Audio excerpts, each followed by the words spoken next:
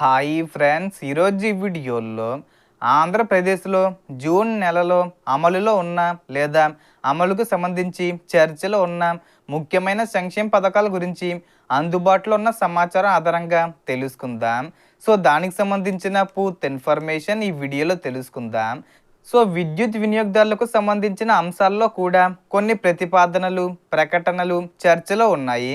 చేనేత కార్మికులకు ఇప్పటికే ఉచిత విద్యుత్ సదుపాయాలు అమలులో ఉండగా కొన్ని వర్గాలకు అదనపు విద్యుత్ రాయితీలు కల్పించే అవకాశాలపై ప్రభుత్వం పరిశీలిస్తున్నట్లు సమాచారం ఉంది. అయితే ఇందుకు సంబంధించిన తుది మార్గదర్శకాలు విడుదలైన తర్వాత మాత్రమే పూర్తి స్పష్టత లభిస్తుంది.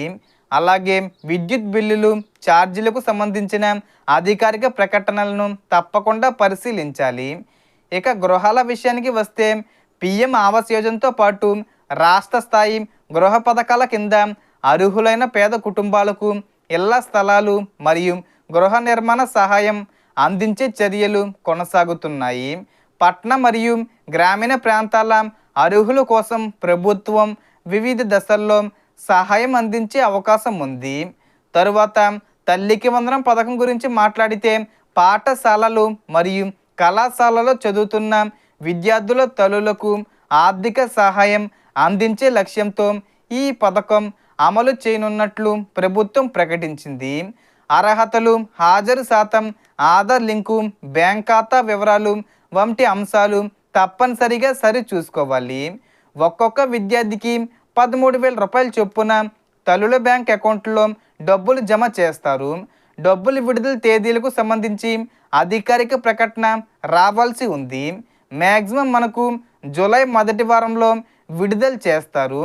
ఏ తేదీని అనేది ఈ జూన్ 30 లోపు ఫిక్స్ చేస్తారు.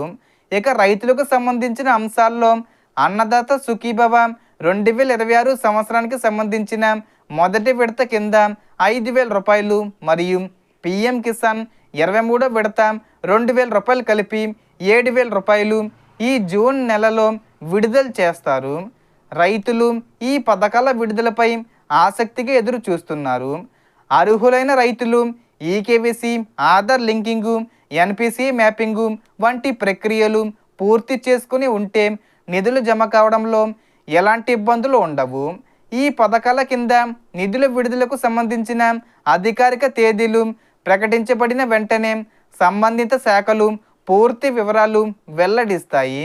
మ్యాక్సిమం మనకు ఈ పథకానికి సంబంధించి కూడా జూన్ 30 తేదీ వచ్చే లోపే ప్రారంభించే అవకాశం ఉంది.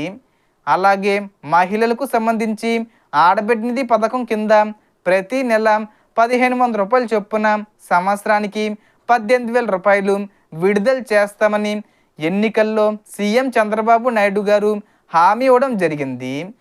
ఈ పథకానికి సంబంధించి ప్రతి నెల 1,500 రూపాయలు కాకుండా 18,000 రూపాయలు విడుదల చెయ్యాలని ఆలోచిస్తున్నారు. అలాగే సర్వే కూడా చేస్తున్నారు. అంటే ఇంట్లో ఎంతమంది ఉన్నారు, ఎవరెవరు ఏం చేస్తున్నారు, ఇలా సర్వే అయితే జరుగుతుంది. సర్వే పూర్తయిన తర్వాత మనకి జూన్ నెలలోనే అప్లికేషన్స్ ప్రారంభించి చివరి వారంలో డబ్బులు విడుదల చేసే అవకాశం ఉంటుంది. మొత్తంగా చూస్తే జూన్ నెలలో విద్యుత్ రాయితీలు, గృహ పథకాలు, తల్లికి వందనం, ఆడబిడ్డ నిధి మరియు రైతు సంక్షేమ పథకాలపై పలు ముఖ్యమైన అప్డేట్లు చర్చలో ఉన్నాయి. మనకు వచ్చిన ఇన్ఫర్మేషన్ ఇది ఫ్రెండ్స్. మీకు ఈ వీడియో నచ్చితే లైక్ చేయండి, షేర్ చేయండి అండ్ సబ్స్క్రైబ్ చేసుకోండి. Thanks for watching.